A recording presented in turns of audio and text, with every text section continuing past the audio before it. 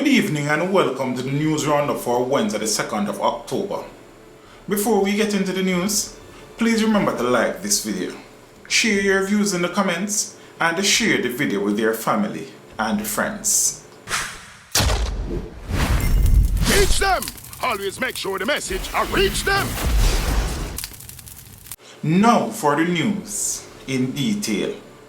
Chaos erupted in Parliament Tuesday afternoon as members of the opposition staged a walkout following a ruling from Deputy Speaker of the House, Clark.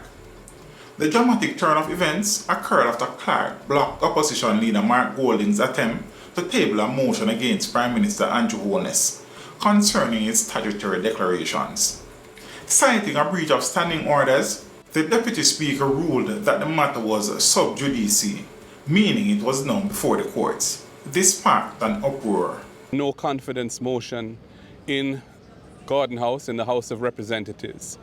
I was prevented from doing so on what I regard to be a spurious basis, a basis that cannot hold water. The basis that was put forward was that the matters on which my motion was based are now sub judice. In other words, because the Prime Minister has apparently sought judicial review of certain matters arising from what the Integrity Commission has decided in relation to his matter. However, my motion is not dealing with the substance of that report, but is dealing with his own conduct as Prime Minister. And I wish to read the motion now so you can hear it. Whereas there is a ministerial code of conduct in place from 2002 that governs the conduct of members of the cabinet, and whereas the Prime Minister did not inform the people of Jamaica that he was being investigated by the Integrity Commission from as far back as August 2023 for illicit enrichment, and whereas the concealment of this information by the Prime Minister is a breach of the Ministerial Code of Conduct that guided the Prime Minister in removing from office ministers serving in the cabinet over which he presided, and whereas the annual reports of the Integrity Commission for 22-23 and for 23-24 stated that several members of Parliament, initially 6 and then 8, were under investigation for illicit enrichment, but none had come forward to disclose that he or she was under investigation. And whereas the Integrity Commission's investigation report on the 17th September 2024 tabled in Parliament named the Prime Minister as being under investigation for illicit enrichment. And whereas the Prime Minister, as Chairman of Cabinet, instructed members of Cabinet not to divulge the name of any member under investigation for illicit enrichment, contrary to the spirit of the Ministerial Code of Conduct. And whereas the actions of the Prime Minister have caused and continue to cause severe damage to the trust necessary for good order and respect for public office, be it resolved that this Honourable House condemns the Prime Minister for not maintaining ethical standards of transparency and openness in government.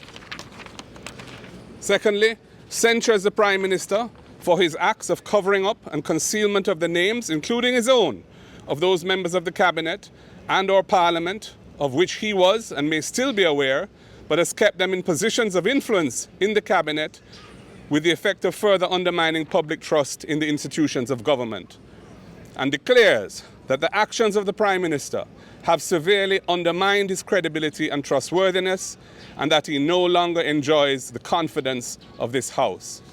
That was the motion that was to be put forward today and hopefully debated next week.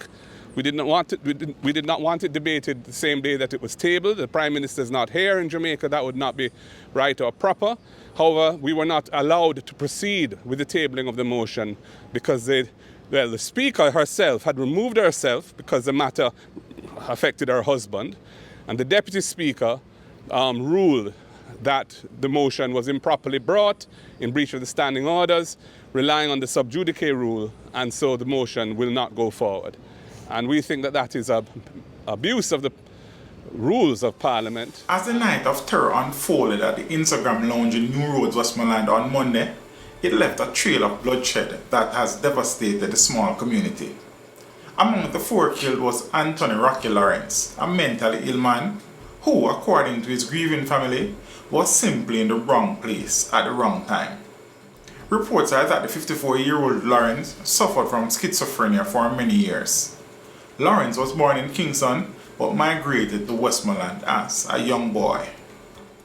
Clerks at the Kingston and St. Andrew Parish Court initiated a 2-day sick-out due to poor working conditions, particularly after being moved to a cramped sick bay with inadequate air quality and safety issues. Despite repeated complaints and promises of repairs since 2023, no significant action has been taken, leading to frustration among the clerks. They reported issues like file mix-up and an unhealthy work environment, exacerbated by a lack of communication from authorities. With their demands unmet, they warned of a potential escalation in industrial action if conditions remain unchanged. A team of officers assigned to the Area 1 Lottery Scam Task Force seized 2 firearms and 21 assorted rounds of ammunition during an operation in Mandeville, Trelawny yesterday. Reports from the Falmouth police are that about 3 a.m., lawmen were in the area when a premises that was occupied by a man was searched. During the search, 2 firearms, one a combat Glock pistol with a magazine containing 6 9mm rounds, and one Taurus PT-738 pistol were seized. A further search of the premises was conducted and an additional 15 rounds of ammunition was found. The occupant of the premises was taken into custody. However, his identity is being withheld pending further investigation. The St. Elizabeth police seized a Smith & Wesson pistol with a magazine containing 10 rounds of ammunition during an operation in Newmarket on Sunday, September 29. It is being reported that about 1:45 p.m., the police were conducting spot checks when a motor vehicle was signaled to stop. A search was done and the firearm was found inside the console of the motor car. 3 men were taken into custody in relation to the seizure. A Westmoreland man has been charged after he was arrested in connection with a gun and ammunition seizure in the West End community of the parish on Tuesday.